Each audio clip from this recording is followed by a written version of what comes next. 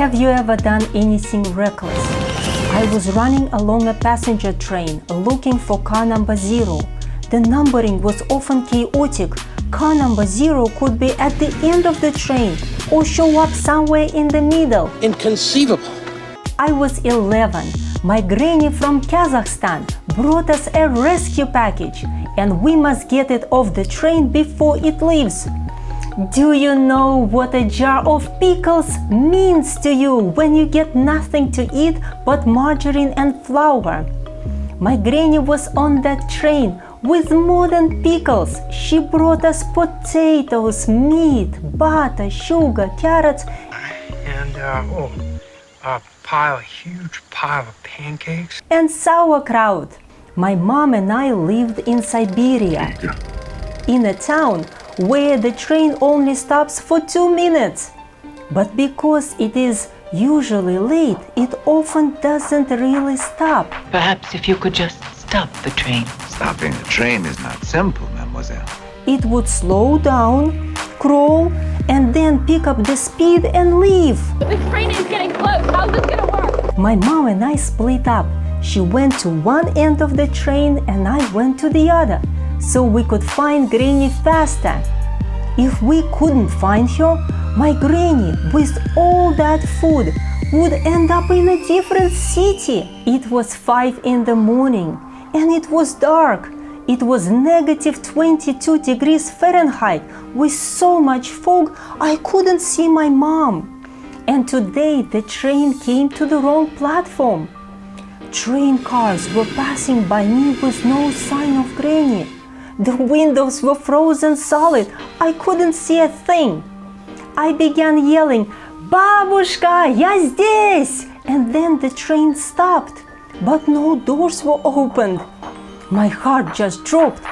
I haven't found my granny's car, and I couldn't run to my mom. What if Granny was on my end of the train? It was just me against this awful train, and I needed to get that food. Suddenly, I heard a hammer begin to bang against a metal door. They were fighting a frozen door, but the banging was on the opposite side of the train. Why were they opening to the opposite side, onto the tracks? Because they couldn't see that the train came to the wrong platform. Inconceivable. I must get to the other side, but there was not enough time to run around the train. I saw an opening under the train between the wheels. I hesitated, but every second mattered, so I slid off the platform and under the train. I lowered my head under the train and crawled over the first rail. I laid flat and put my face into the snow so I wouldn't hit those train parts above me. Yes, the track smelled of creosote and something was dripping. I started to push myself across the ties. It was harder than I thought. My uncle's forehead immediately fell onto my eyes, and my mom's coat and tons of layers bulged up underneath me. My granny's boots felt loose and heavy, and each time I pushed my feet, the boots got stuck in the snow. I just kept looking at the opening on the other side and pushed myself across, and finally I crawled out to the other side. My legs were shaking. I just realized what had happened, that I messed with something forbidden. I began to run towards the metal banging. I wish I could run away from this train forever. Granny, I am coming. My arms were shaking. Praise God, you found me, Granny yelled. When the train left, my mom crossed the tracks. How did you find Granny? I couldn't see her anywhere. I was so proud. Mom, the doors opened to the opposite side, so I crawled under the train and found Granny. You did what? My mom and Granny stood in shock. I said, the train stopped and I was quick. Oh, those wretched bags. What would I do without you?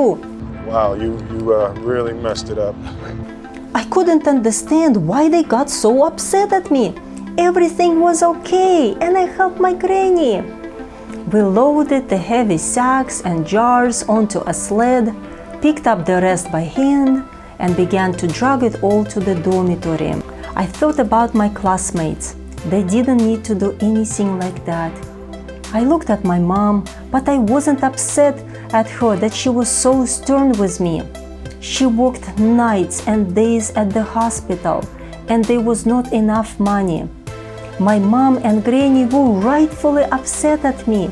It's because they loved and cherished me. And God held up that train and saved my mom and granny from something so horrible.